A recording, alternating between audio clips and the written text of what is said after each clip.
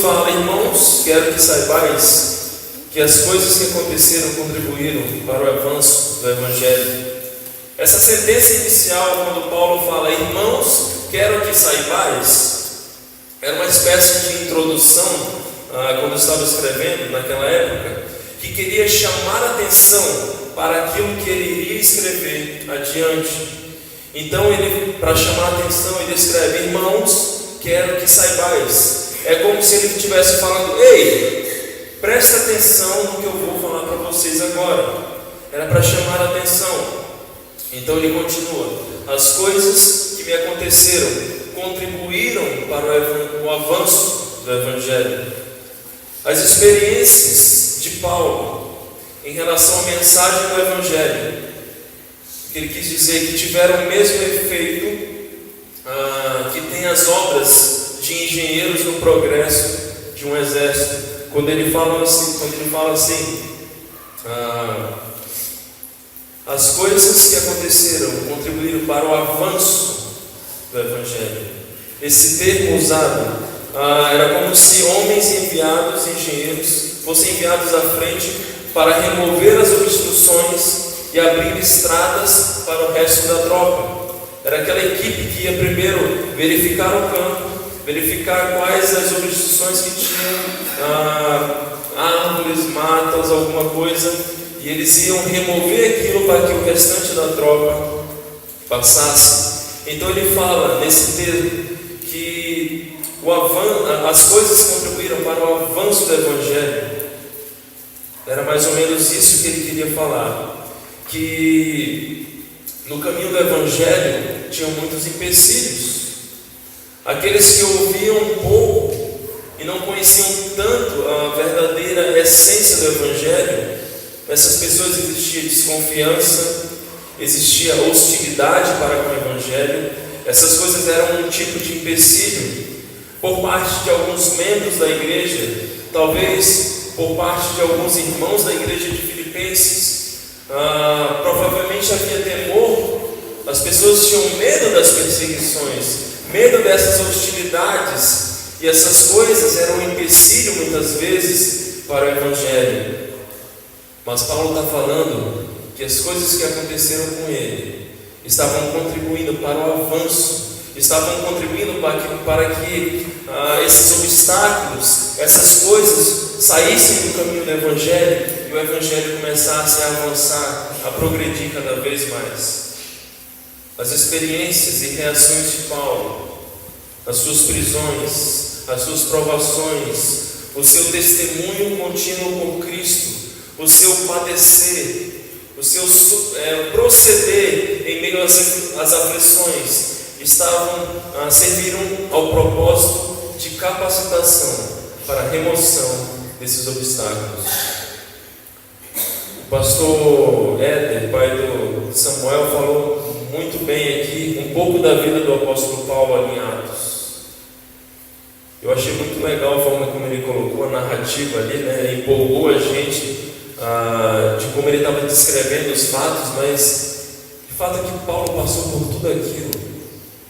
E talvez se fosse eu, você já teríamos desistido de seguir o Evangelho por tantas coisas que Paulo passou, por prisões, açoites, apedrejamento, injustiças. Mas ele fala que tudo isso que ele passou, na verdade, serviu para tirar esses obstáculos do Evangelho. Elas contribuíram para o avanço do Evangelho. E nos versículos 13 a 14, Paulo mostra como esse avanço ou esse progresso estava sendo feito. No versículo 13 ele fala: a tal ponto de ficar claro para toda a guarda pretoriana e para todos os demais que é por Cristo que estou na prisão. Paulo vivia, quando estava preso, em constante vigilância. E esses guardas, eles tinham contato ali com Paulo. Talvez eles prestavam atenção na maneira de como ele falava quando amigos iam visitá-lo ali na prisão. Talvez da forma de como ele conversava com a pessoa que estava ajudando ele a escrever as cartas, muitas vezes. Ou quando ele orava a Deus em suas orações, quando ele orava a Deus ali perto daqueles guardas, ou até mesmo quando Paulo falava com eles. Então aqueles guardas estavam em constante contato com Paulo, com a mensagem do Evangelho. Não é difícil imaginar que talvez no começo eles desdenhavam de Paulo, talvez eles maltratavam, mas aos poucos a mensagem do Evangelho ia crescendo, ia sendo divulgada também para aqueles homens, para talvez a guarda pretoriana, como ele cita aqui. E provavelmente a coisa foi se espalhando, tendo efeito também nos irmãos. No versículo 14, ele fala: e animados pelas minhas prisões, a maior parte dos irmãos no Senhor tem muito mais coragem para falar, sem medo, a palavra de Deus. Aqui no versículo 14, provavelmente esses irmãos eram da igreja de Roma. Parecia que a princípio eles não demonstravam um certo grau de coragem, talvez alguma coragem ali, outra aqui, alguns sim, talvez a maioria não. Mas esses irmãos agora, com os sofrimentos de Paulo, verificando tudo que Paulo estava passando e continuava firme no Senhor, eles encontraram muito mais coragem para falar o Evangelho de Cristo. Não todos, ele fala que a maior parte dos irmãos, mas aqueles irmãos, olhando a vida de Paulo, eles estavam sendo encorajados a falar o Evangelho de Cristo. Liberdade é algo muito valorizado em nossos dias, porém existem conceitos errados de liberdade. Muitas vezes em Facebook, Instagram, essas redes sociais, a liberdade ela é apregoada, ela é pregada, liberdade de expressão, eu posso ser o que eu quiser. E muitas vezes essas coisas, elas são embutidas na nossa mente, de que desse tipo de liberdade, mas muitas vezes essas liberdades, elas parecem mais libertinagem, elas parecem mais serem contrárias a Deus. Graças a Deus nós temos nossa liberdade em Cristo, porque antes nós éramos prisioneiros do pecado, prisioneiros de todas as coisas que não nos permitiam avançar. O pecado que antes que nos aprisionava, nós fomos agora libertos por Cristo. Não existia nenhuma possibilidade de esperança, mas Cristo é a nossa esperança. Cristo nos libertou do pecado e então nos fez ficar livres através da obra maravilhosa dele na cruz.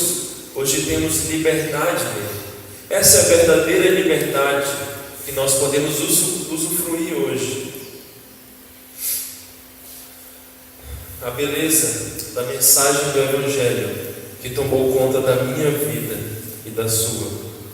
Graças a Deus nós temos liberdade também em nosso país para anunciar esse Evangelho, para pregar esse Evangelho.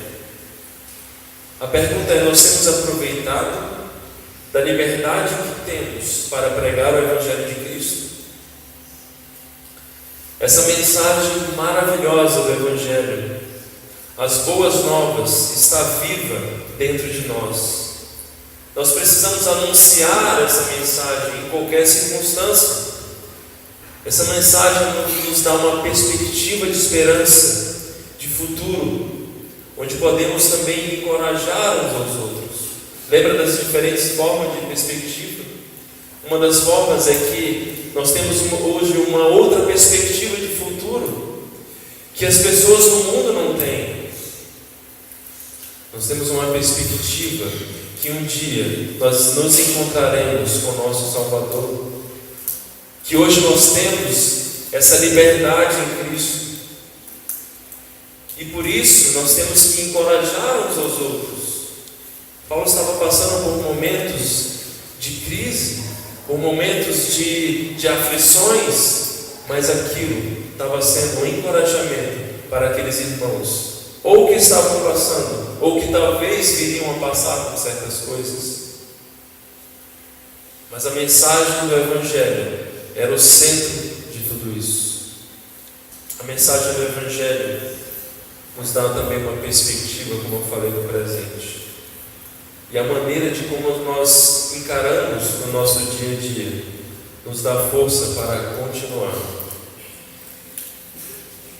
A segunda maneira de como Paulo vivia sua perspectiva em Deus era porque o Evangelho, ele sabia que o Evangelho era o maior presente de Deus para a humanidade.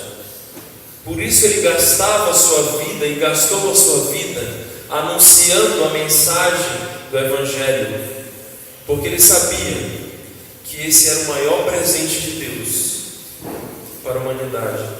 O versículo 15 nos fala: é verdade que alguns pregam Cristo até mesmo por inveja e discórdia, mas outros fazem com boas intenções. Aqui, quando Paulo fala sobre essas pessoas que pregam a Cristo por inveja e discórdia, ele já não está mais se referindo àquelas pessoas com quem ele está agradecendo, nem aos filipenses, nem aquela igreja em Roma que estava contribuindo com Paulo, mas ele focaliza agora em outro ângulo. Ele está dizendo que a proclamação de Cristo nem sempre ela é feita por motivos honestos, infelizmente. Esses homens dos versículos de 15 a 18, a quem Paulo está se referindo, eles estão todos proclamando a Cristo. Sim, eles estão proclamando a Cristo. Mas até onde talvez a gente possa entender esse texto, nenhum deles está ensinando uma falsa doutrina. Nenhum deles, por exemplo, está dizendo que é preciso observar a lei para se alcançar a salvação. Parece que eles não estão fazendo isso. Ou eles não estão pregando um evangelho diferente. Eles não estão pregando um outro Jesus. Nenhum deles talvez é colocado como cão, que mais à frente no capítulo 3, Paulo vai dizer aos cães, chamando aos judaizantes que tentavam colocar a lei acima do evangelho. Ele chama essas pessoas de cães, mas talvez não são essas pessoas a quem ele está se referindo aqui. Entretanto, enquanto todos estão proclamando o evangelho verdadeiro, sim, eles estão proclamando Cristo, mas de fato eles não estão proclamando muitas vezes por motivos honestos. Essa é a questão. Então Paulo coloca aqui no versículo 5, ele divide em dois tipos de pregadores aqui em Roma. O primeiro grupo parece que era que estavam proclamando Cristo por inveja, por disputa. Essa igreja de Roma, ela já existia ali, até antes de Paulo chegar, e provavelmente alguns pregadores que já existiam ali tinham alcançado um certo grau de proeminência em relação à igreja, e talvez quando Paulo chegou ali e começaram a ouvir sobre Paulo, sobre talvez aos comentários sobre a sua fama, talvez eles se sentiram um pouco desprestigiados. Talvez eles não estavam sendo tão prestigiados como eram antes. Seus nomes já não eram tão mencionados com frequência, isso parece estar implícito aqui, e por isso despertou neles a inveja em relação a Paulo. Seus motivos de proclamar a Cristo não estavam sendo puros. O segundo grupo que Paulo fala, eles eram motivados pela bondade. A essência dessa boa vontade era o amor por Paulo e pelo evangelho que ele proclamava. Versículo 16 fala: estes o fazem por amor, sabendo que fui posto aqui para a defesa do evangelho. Esses homens não se sentiam mal pela autoridade de Paulo. Não se sentiam constrangidos ou desprestigiados pela autoridade que Paulo tinha. a qual eles estavam exercendo ali por vontade de Deus, mas eles se sentiam encorajados a continuar, encorajados a lutar também junto com Ele pelo Evangelho. No versículo 17, Paulo fala: mas aqueles anunciam Cristo por discórdia, não com sinceridade, pensando que assim podem aumentar o sofrimento das minhas prisões. Aquelas pessoas estavam proclamando Cristo de forma egoísta, por discórdia, pensando em si. Eles estavam sendo movidos por inveja, por motivos egoístas. Eles estavam buscando honra, prestígio e finalmente eles estavam permitindo que essas coisas tomassem conta da vida deles. Então Paulo prossegue: estes pregam a Cristo por uma missão egoísta, não por motivos honestos. As aflições de Paulo não lhe importavam nem um pouco, contanto que seus próprios interesses eles fossem satisfeitos. Não se importavam se Paulo estava preso, se Paulo estava sofrendo, se era por causa do Evangelho.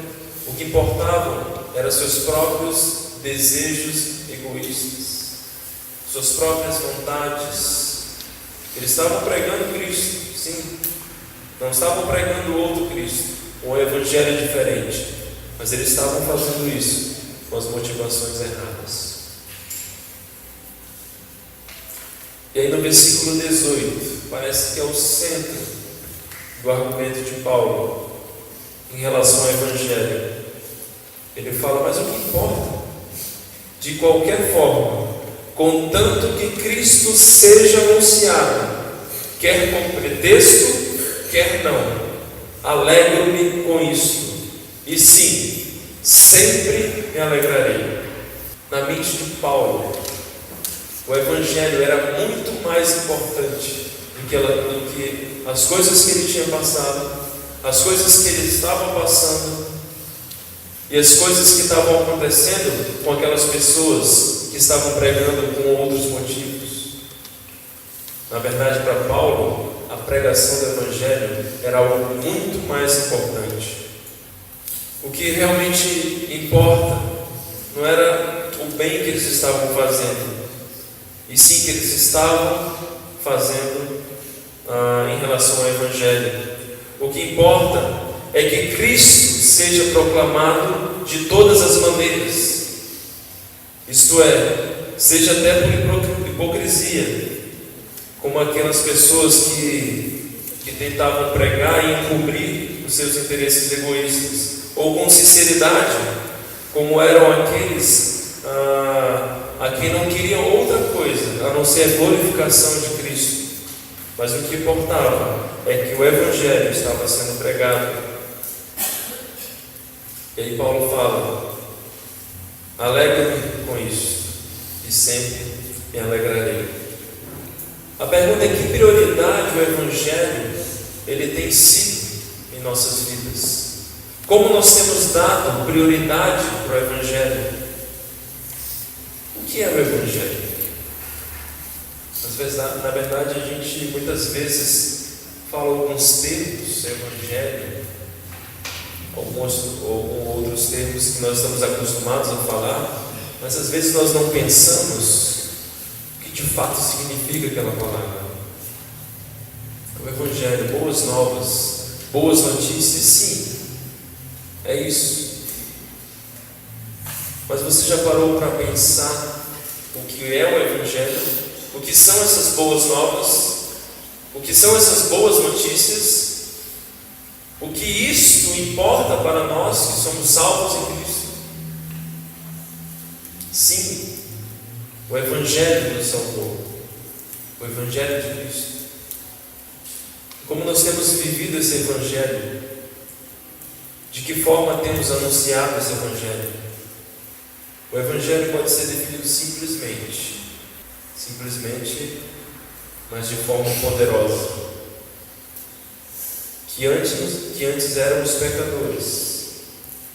E Cristo morreu pelos nossos pecados, mas não só morreu e ressuscitou, e nos deu uma viva esperança, que um dia nós iremos ter com o nosso Pai.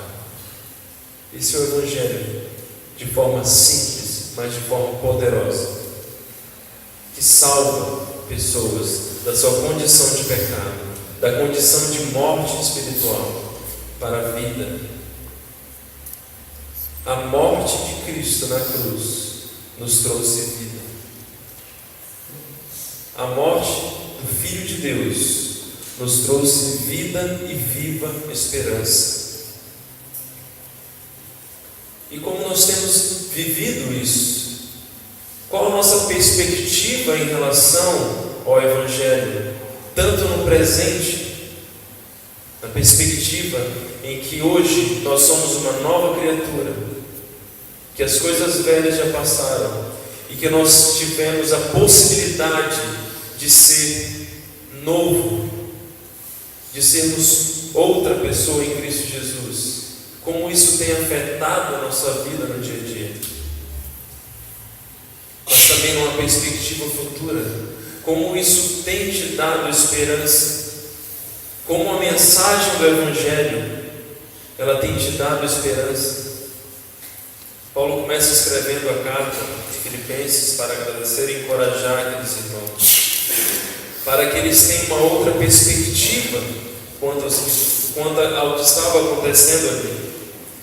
Deus é soberano e tudo que estava acontecendo era para a causa do Evangelho.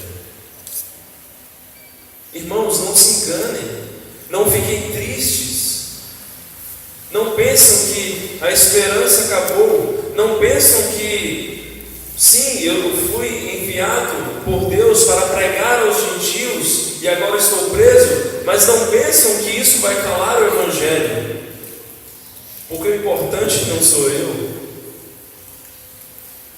É isso que Paulo queria falar para eles. O importante é o Evangelho de Cristo. Eu posso estar preso, mas a palavra de Deus não. Eu posso estar com limitações, mas o Evangelho de Cristo não tem limites. E mesmo naquelas condições, Paulo queria passar para os filipenses que aquilo não era motivo para a tristeza. Na verdade, aquilo estava contribuindo para a causa do Evangelho. Que nós possamos pensar em como anunciar o Evangelho de Cristo no nosso dia a dia, aproveitando cada oportunidade que nos é dada. Paulo estava preso, estava cercado por guardas, com vigilância, mas isso não me impediu de pregar o Evangelho. Que circunstâncias nós temos passado em nossas vidas? Por quais provas você tem passado em sua vida? Por doenças? É o desemprego? Quais coisas? Por quais dificuldades você tem passado? E como isso muitas vezes pode contribuir para que você também, para o avanço do Evangelho. Como eu falei, em relação à palavra perspectiva, ela tem diversos significados. E qual tem sido a nossa perspectiva em relação ao Evangelho? Será que nós temos tido uma perspectiva, um foco certo na nossa mente em relação ao presente, mas também em relação ao futuro? Isso tem te dado esperança? Essa transformação que aconteceu no seu coração tem sido vista por outras pessoas? As pessoas veem em você a transformação que o Evangelho verdadeiro faz? Você tem experimentado aquilo que no versículo 6 do capítulo 1 Paulo fala, que Deus que começou a boa obra em vocês, em nós, está aperfeiçoando até o dia de Cristo.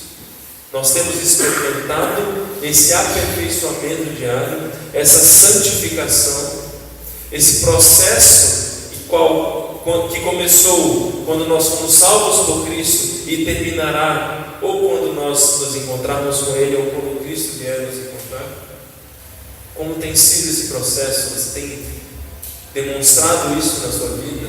O que o Evangelho verdadeiro faz? Durante todo esse capítulo 1, no seu agradecimento, Paulo enfoca no Evangelho. Que o Evangelho tem que ser mostrado, ele tem que ser vivido, ele tem que estar no centro das nossas vidas.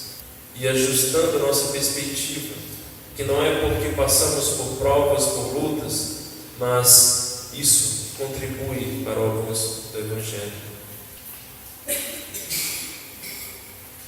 Meu desejo é que essa perspectiva correta sobre o Evangelho de Cristo possa influenciar a nossa vida, tanto hoje quanto a nossa perspectiva no futuro. Que a nossa visão, que o nosso foco seja direcionado em Deus, de modo que possamos viver para Ele e viver por Ele.